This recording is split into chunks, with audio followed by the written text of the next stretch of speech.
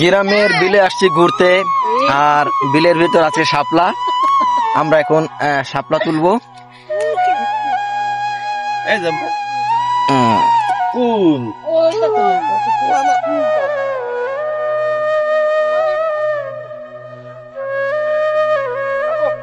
তো আসলে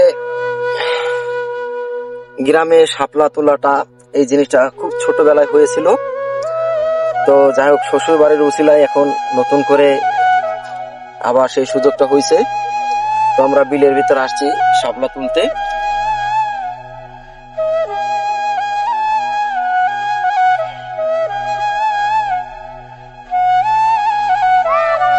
এই ধরনের আনন্দ কিংবা চোখে হয় না।